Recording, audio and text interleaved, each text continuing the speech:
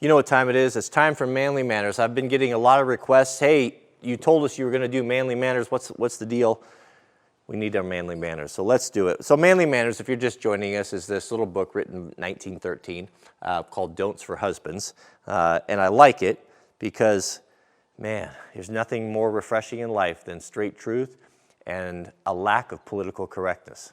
It's funny how even those of us that are, more traditional or conservative, who reject political correctness, it's amazing how it starts creeping back into your vocabulary. All of these, everything that we hear and listen to, a lot of it is very coordinated to get us to think in a particular direction, to steer us, to manipulate and to manage us, and you have to be very vigilant. It's not unlike the Christian walk, and that little bit of truth mixed with a little bit of non-truth is easy to get you going in the wrong direction. So you got to stay vigilant. And what I like about Manly Manners is that there's no political correctness here. So it's kind of a nice shot in the arm. It gets us our shoulders squared and pointed in the right direction for the most part. All right, we'll just do a random Manly Manners today.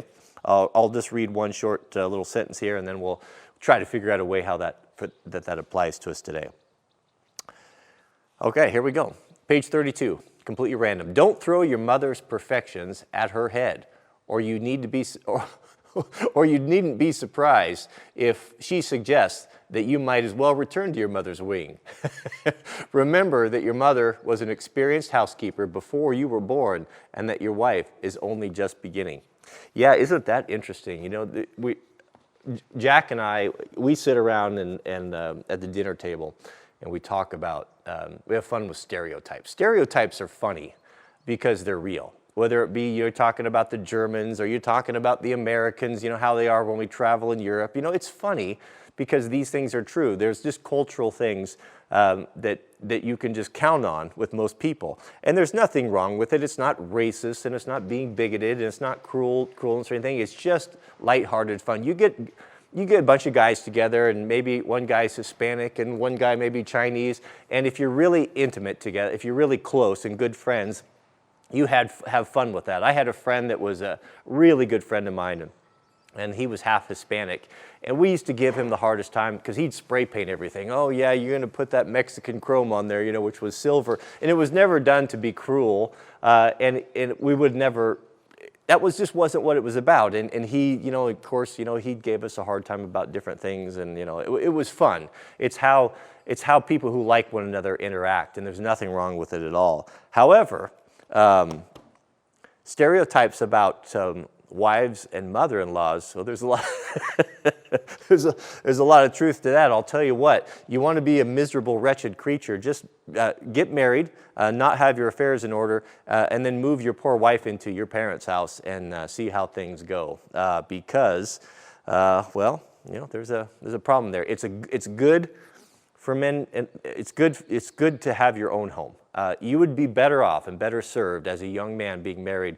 I know guys will say, well, we could save money. If we moved in with my parents, we could save money for a down payment on the house, and we could get a nicer place, we could get in quicker.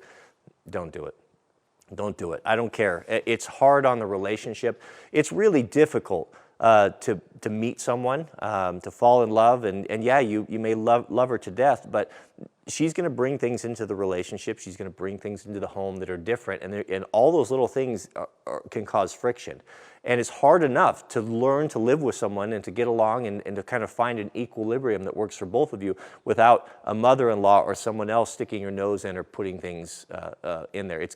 Trust me, it's not something you want to do. You'd be better off to go live in a one-room apartment on your own space, and set up a home and get an extra job, deliver pizzas at night if you have to, on top of your regular job to get saved up for that. Better yet, don't ask her to marry you until you get yourself established. You don't need to have a castle. You don't need to have the best of everything. You just need to have something that's your own, that you guys can start building a house with.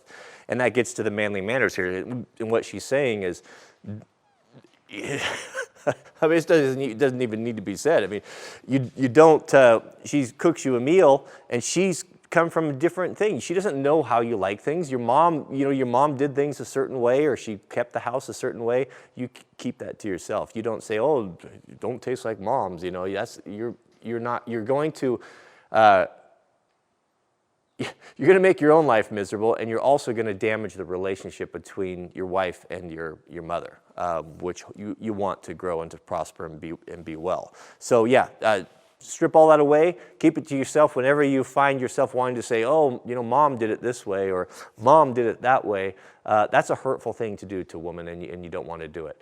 I've seen it done before. I have friends that did that. Oh yeah, Sally makes a pretty good cake, but oh, it ain't the one mom used to make. You know, you're hurting her. She's dying inside a little bit when you do that. You keep that to yourself. Your mom may have well been a great cook. Some people, that's their thing. You know, my sister, perfect example. She'll spend hours and hours and hours just prepping these amazing meals. And they're fabulous, but not everyone's going to do that. It's not really your thing. Sometimes, you know, for me, I'm not going to do that. I'd rather go out and work in the wood shop or go shoot my rifle or whatever and pop a frozen pizza in, you know. So it's not, you can't compare people. You know, Mrs. W is a perfect example. She is a great cook. I like the food that she makes. She makes it just the way I like it, but it's not her passion. It's not something that she really enjoys, and so I don't have unrealistic expectations. Just like, you know, me, she likes to work in the garden, but she doesn't have unrealistic expectations that I'm going to do it because I'm not interested in it. I want to do other things, so just know that. So I think what Manly Manners is telling us today is that be grateful you had a mom that cooked for you. Be grateful that she did make awesome stuff, but you're moving into a new phase of life, and try to focus on your wife and what she does well. And don't be comparing her to your mother. Yeah, all right, that's pretty good advice. Thanks for watching. Don't forget to click the thumbs up on these videos if you enjoy them. And as always, keep us in your prayers, and we'll see you guys on the next video.